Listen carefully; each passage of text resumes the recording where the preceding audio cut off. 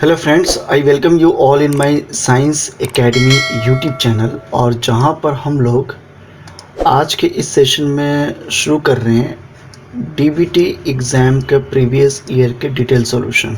तो इसके ऊपर मैं ऑलरेडी बहुत सारे वीडियोस बना दिया है, जिसका लिंक यहां पर डिस्क्रिप्शन बॉक्स में भी आ रहा होगा, आई सिंबल में भी आ रहा होगा, और या मेरे सेपरेट प्लेलिस्ट एक बना हुआ है डीबीटी के नाम पर प्लेलिस्ट मेरे यूट्यूब चैनल पर। तो वहाँ पर प्रीवियस ईयर के सारे क्वेश्चन मिल जाएंगे फ्रॉम रिसेंट 2020 से लेकर 2010 से। आज जो हम लोग एक बचा हुआ है 2013, इस ईयर का मैंने डिटेल सॉल्यूशन नहीं किया हुआ है। तो आज के सेशन में हम लोग सेक्शन ए कर रहे हैं। आपको मालूम है DBT, department of biotechnology for net JRF और पीएचडी प्रोग्राम के लिए ये एंट्रेंस एग्जामिनेशन होता है, और इसमें क्वेश्चन दो सेक्शन में रहते हैं। सेक्शन ए में 1 से लेकर 50 तक रहता है, जिसमें सारे कंपलसरी क्वेश्चन होते हैं। तो ये मैं आज शुरू कर रहा हूँ सेक्शन ए, और इसमें हम लोग शुरुआत करें आज के इस सेशन में 1 से लेकर क्वेश्चन नंबर 25 तक का डिटेल सॉल्यूशन देखेंगे। नेक्स्ट सेशन में मैं 26 से लेकर 50 तक का करूँगा, फिर सेक्शन बी करूँगा। तो यहाँ पर पहला क्वेश्चन बोल रहा है mammalian cell is in primary culture experience Hayflick limit after 50 to 60 cell generation time. However, a rare situation or employing certain agent, cell can be induced to immortality, यानी cancerous हो गए। Immortality का मतलब cancerous. Which of the following gene protein have major relationship with this? तो कह रहा है कि एक सेल है और हर एक सेल अपने लाइफ स्पेन तक fix number of cell division कर सकता है। तो इस केस में ये कर रहा है 50 to 60 सेल जनरेशन।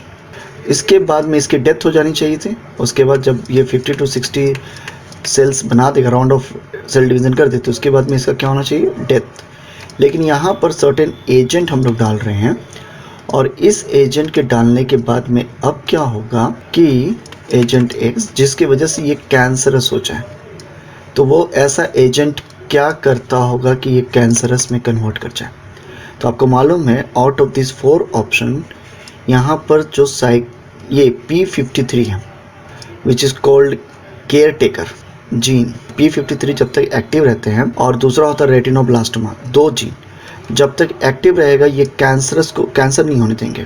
ये एंटी कैंसरस है, हमारे बॉडी में कैंसर से प्रिवेंट करता है अगर ये जीन एक्टिव है। तो अगर ये एजेंट एक्स डाल दें तो ये क्या कर सकता है, ये इनएक्टिव कर सकता है।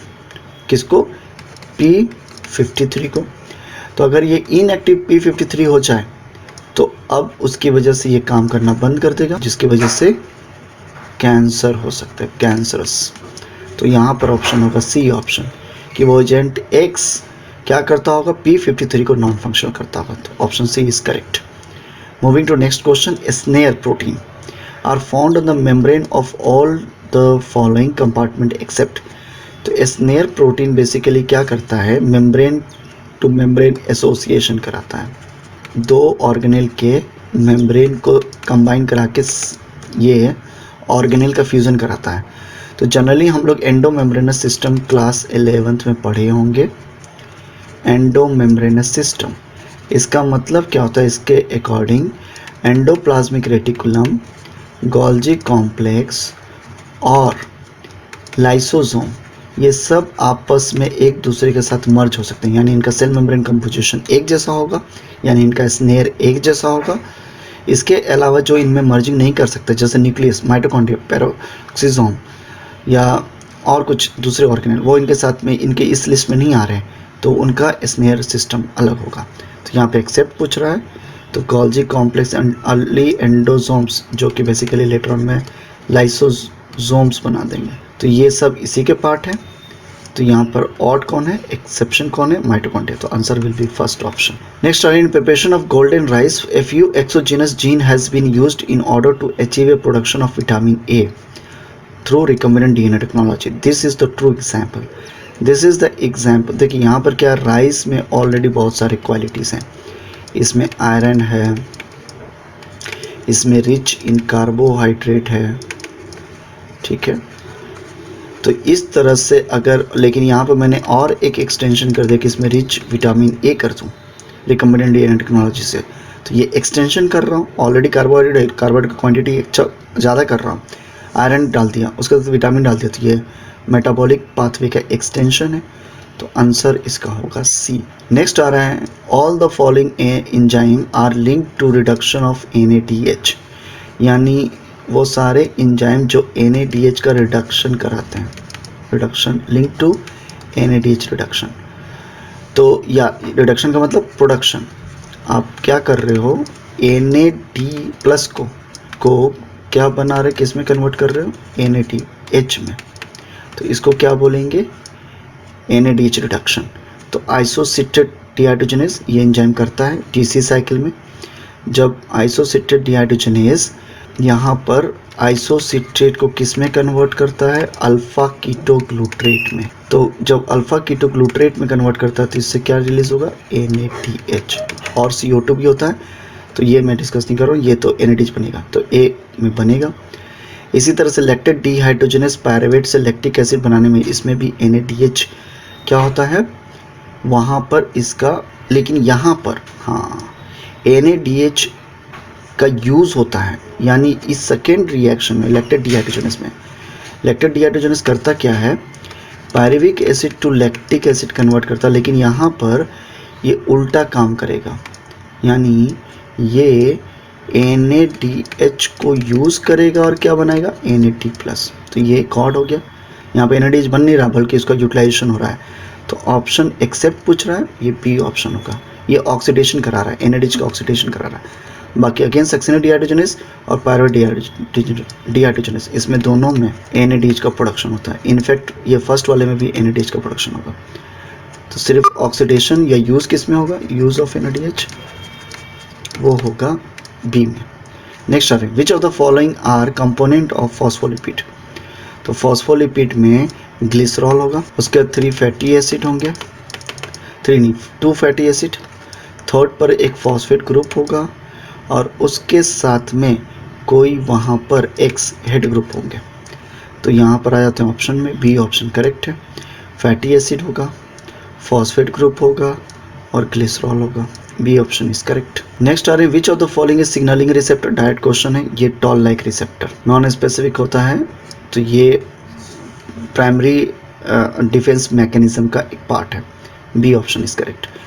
नेक्स्ट आ रहे हैं, amino acid analysis of 1 milligram of pure enzyme yield 58.1 microgram of leucine.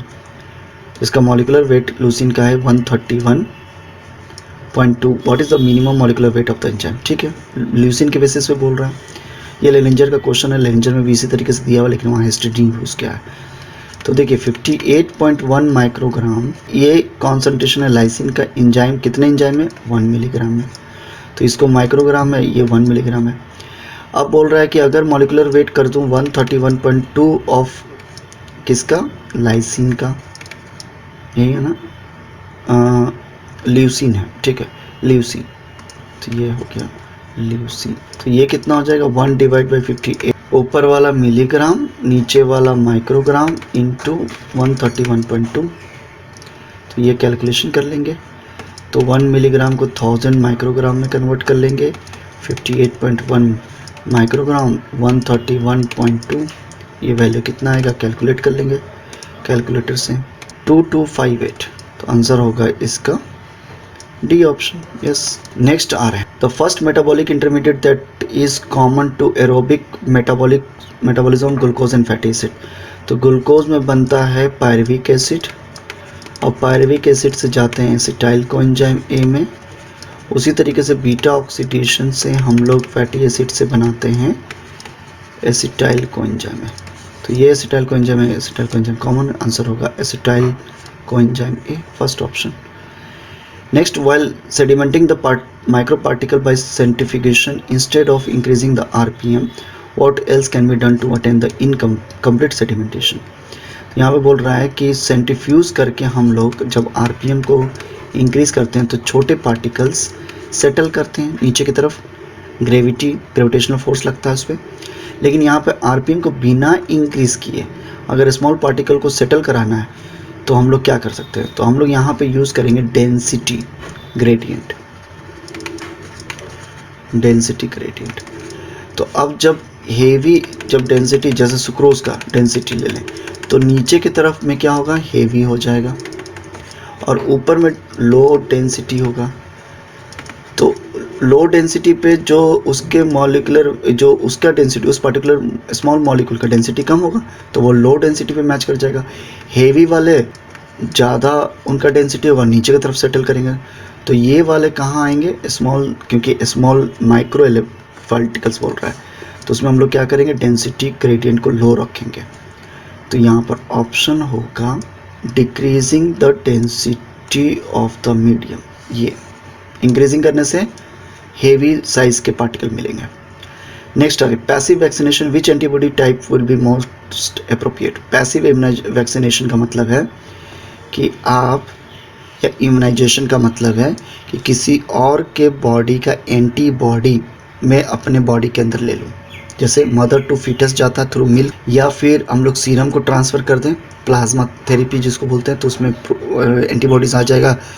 तो इसमें पॉलीक्लोनल एंटीबॉडी होता है, कोई एक के लिए, कोई एक टाइप के पैथोजन के अगेंस्ट में नहीं बना होगा, बहुत सारे मल्टीपल पैथोजन, और उसमें भी मल्टीपल पैथोजन में मल्टीपल बाइंडिंग पॉकेट्स होते हैं, जिसको हम लोग बोलते हैं एपिटोप। तो मल्टीपल एपिटोप के लिए ये एंटीबॉडीज़ बना होगा। अब वो सब डाल देंगे तो इसलिए दूसरे ऑर्गेनिज्म में ट्रांसफर हो जाएगा, तो उसको बोलेंगे पॉलीक्लोनल एंटी। नेक्स्ट आ रहे हैं, which of the following is the best method to determine the phospholipid asymmetry on plasma membrane.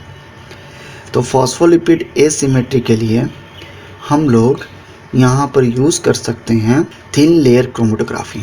ये थिन लेयर क्रोमेटोग्राफी में क्या होता है, हम लोग मॉलिकुलर वेट पर या डिफरेंट साइज़ पर उसको सेपरेशन कर सकते हैं, क्योंकि एसिमेट्रिकल है। तो हो सकता है कहीं पर, जैसे ये फॉस्फोलिपिड है, कहीं पर हेवी मॉलिक्यूल अटैच हो और कहीं पर लेस हेवी या फिर लाइटर मॉलिक्यूल अटैच हो। तो इसको सेपरेशन करने के लिए क्या कर लेंगे हम लोग, thin layer chromatography, D option. Next आ रहे हैं प्रोस्थेटिक ग्रुप के बारे में, कि prosthetic group such as iron sulphur cluster and heme function. Okay, ये क्या करता है, prosthetic group iron sulphur cluster करता है क्या, जैसे आयरन Fe2+ और Fe3+ इस फॉर्म में रहेगा। तो जब इस पर इलेक्ट्रॉन आएगा, ये Fe3+ इलेक्ट्रॉन आएगा, तो ये क्या करेगा, किस में कन्वर्ट कर जाएगा, Fe2+ में। और जब ये किसी दूसरे को इलेक्ट्रॉन दे देगा तो खुद किस में कन्वर्ट कर जाएगा, Fe3+, क्योंकि ये ऑक्सीडाइज फॉर्म है और ये रिड्यूस्ड फॉर्म है। तो ये ऑक्सीडेशन रिडक्शन के लिए क्या आएगा, both can accept and donate electron during electron transport chain, C option correct है। नेक्स्ट आ रहे हैं APS, ammonium persulphate, use होता है एसडीएस पेज में, एसडीएस पेज इलेक्ट्रोफोरेसिस, जहाँ पे प्रोटीन को सेपरेट करते हैं। तो इसका मेजर काम होता है जेल को सॉलिडिफाई करना by production of free radical formation, D option direct होगा। Next are which of the following statement about tryptophan operon is not correct, not correct पूछ रहा है। तो it is normally turn off if tryptophan is present, yes ये true है। Tryptophan excess quantity में होता है तो ट्रिप्टोफैन का स्विच ऑफ हो जाता है, क्योंकि ट्रिप्टोफैन को रिप्रेसर है। और जब इस पर इनएक्टिव रिप्रेसर आता है तो ये दोनों कंबाइन करके क्या बनाते हैं, एक्टिव रिप्रेसर। और एक्टिव रिप्रेसर फिर क्या करता है, ये जाकर ऑपरेटर साइट पर बाइंड कर जाता है, ऑपरेटर साइट बाइंड, और वो क्या कर देता है, ऑपरेटर साइट को ब्लॉक कर देता है, जिससे ट्रांसक्रिप्शन ऑफ हो जाता है। तो यहाँ पर normally turn of the tryptophan if tryptophan is present, true है। ट्रिप्टोफैन एक्ट एज अ को रिप्रेसर, यस ये को रिप्रेसर की तरह काम करेगा। The regulator gene product A is inactive by itself, yes ये इनएक्टिव रिप्रेसर बनता है कहाँ से, आई, जिसको हम लोग बोल रहे हैं रेगुलेटर जीन, तो ये भी सही है। Tryptophan bind to repressor protein and inactivate, नहीं ये एक्टिवेट करता है, तो ये स्टेटमेंट गलत है, रॉन्ग पूछ रहा है, डी ऑप्शन होगा।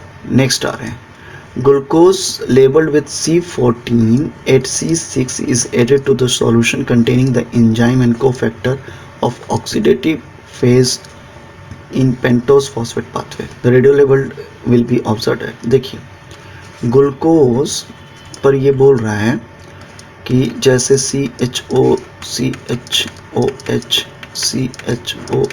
के 4 और ये CH2, ये ग्लूकोज है, यानी ग्लूकोज 6 कार्बन का एक कार्बन, ये 4 कार्बन यहाँ पर है और ये 6 कार्बन है। तो यहाँ पर जब ये बनता है राइबोलोज 5 फॉस्फेट, तो इससे एक कार्बन, ये कितने कार्बन का, 6 कार्बन, और ये कितने कार्बन का है, 5 कार्बन। तो यहाँ पर एक कार्बन का लॉस हो रहा है, CO2। वो कौन सा कार्बन का लॉस होता है, वो होता है टर्मिनल वाला फर्स्ट, ये कार्बन का लॉस होता है। ठीक है, तो अगर यहाँ पर रेडियो लेबल्ड करेंगे, किसको रेडियो लेबल किया गया, C6 वाले को, यानी इसको रेडियो लेबल किया गया, तो ये रहेगा। ये फर्स्ट वाला तो सिर्फ एलिमिनेट हो रहा है। तो अब यहाँ 1 से लेके 5 वाला कार्बन पर रेडियो लेबल कहाँ हो जाएगा, फर्स्ट वाला तो हट गया, तो अब सेकेंड हो जाएगा फर्स्ट, सेकेंड कार्बन जो यहाँ पर है वो हो जाएगा फर्स्ट, और तब 6 वाला कार्बन हो जाएगा फिफ्थ, तो फिफ्थ 6 वाला कार्बन पे रेडियो लेबल्ड है, तो अब इस वाले केस में वो क्या हो जाएगा, फिफ्थ पोजीशन पे, आंसर होगा फर्स्ट। नेक्स्ट आ रहे हैं molarity of the 15% NaCl is, okay NaCl, तो मोलरिटी पूछा, तो मोलरिटी का होता है weight of solute divide by molecular weight into volume of solvent in litre.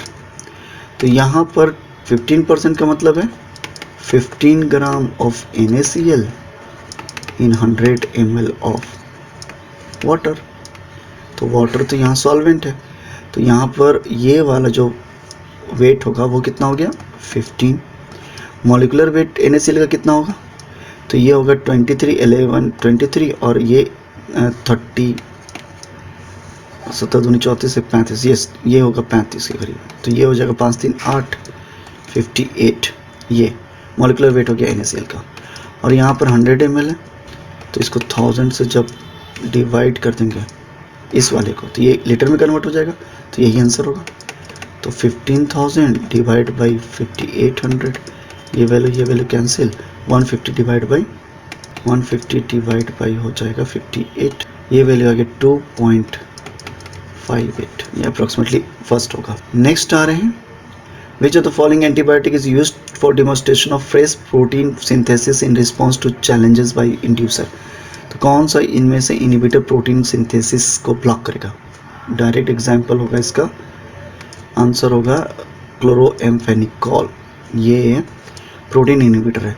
Identify the mismatch, गलत वाले को आइडेंटिफाई करना। तो alkaline phosphatase remove phosphate group present at the 5' end of the DNA, ठीक है। DNA पॉलीमरेज फर्स्ट निक translation, ये भी correct है। S1 endonuclease cleave only single strand DNA, ये भी करेक्ट है। DNA is 1 cleave only double strand DNA, नहीं, ये गलत है। ये सिंगल स्ट्रैंड DNA को भी क्लीव करता है, ये सिंगल डबल स्ट्रैंड DNA को भी क्लीव करता है।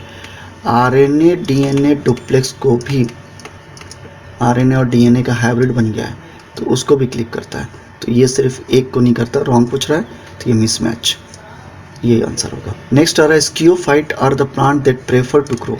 स्कियोफाइट जनरली वो होते हैं जो डार्क में या शैडो में रहना चाहते हैं, तो आंसर होगा बी, मोस्टली हर्ब्स होते हैं, छोटे प्लांट। नेक्स्ट आ रहे हैं, which one of the following is a micronutrient. Micronutrient वो होता है जिनका concentration less than 10 millimole of per kg of dry weight in plant हो या ऑर्गेनिज्म हो। तो इसमें जनरली आते हैं मैग्नीज, फॉस्फोरस, कैल्शियम, मैग्नीशियम। देखिए, और मैक्रो क्या होता है, मैक्रो का मतलब, माइक्रो का मतलब होता है स्मॉल अमाउंट में, और मैक्रो का मतलब होता है लार्ज अमाउंट। तो लार्ज अमाउंट में ग्रेटर देन 10 मिलीमोलर से ज़्यादा हुआ पर kg ऑफ ड्राई वेट, तो इसको हम लोग मैक्रो बोलेंगे। तो मैक्रो का आंसर क्या होगा, CHO 9 आते हैं, NPK, और उसके सल्फर, मैग्नीशियम और कैल्शियम, ये carbon, hydrogen, oxygen, nitrogen, phosphorus, potassium और सल्फर, मैग्नीशियम, कैल्शियम, ये आते हैं मैक्रो में। तो इसको छोड़ के जितना है सब माइक्रो में होगा, जैसे आयरन, जिंक, कॉपर, निकल, कोबाल्ट, उसके बाद में मॉलिब्डेनम, बोरॉन, क्लोरीन, सोडियम, ये यहाँ पे मैग्नीज बोल रहा है, मैग्नीज आएगा माइक्रो एलिमेंट में, ठीक है। नेक्स्ट आ रहे हैं, पीस सेल गेट 12 इज, ये डायरेक्ट है, ये RNA वेक्टर की तरह यूज होता है, सी ऑफ। नेक्स्ट आ रही है protein A glutamic acid is replaced by glutamine. Glutamic acid क्या हो गया, COOH रहता है साइड में क्योंकि ये एसिडिक एमिनो एसिड है, तो ये रिप्लेस हो गया C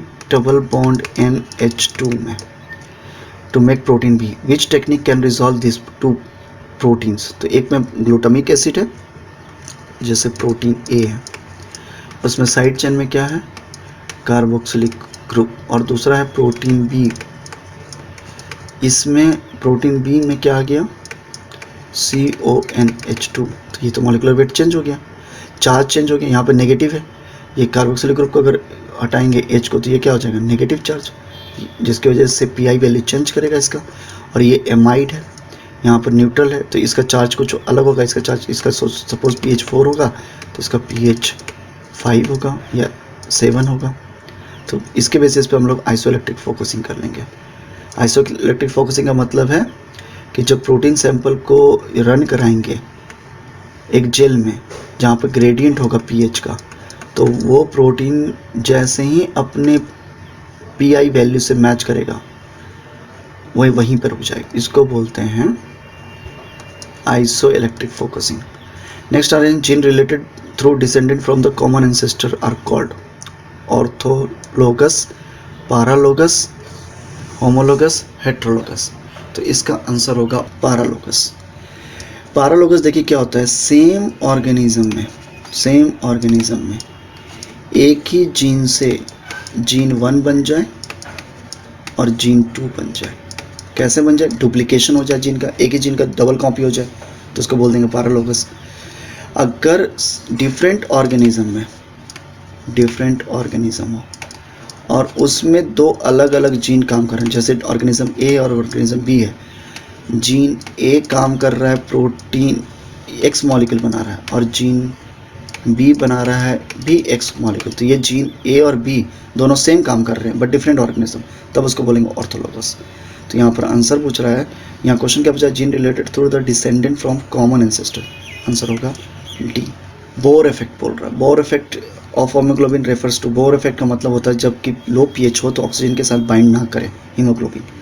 तो effect of pH of haemoglobin and myoglobin, higher pH found actively metabolising in tissue, increase affinity of oxygen at low pH, नहीं reducing affinity for O2 at lower pH।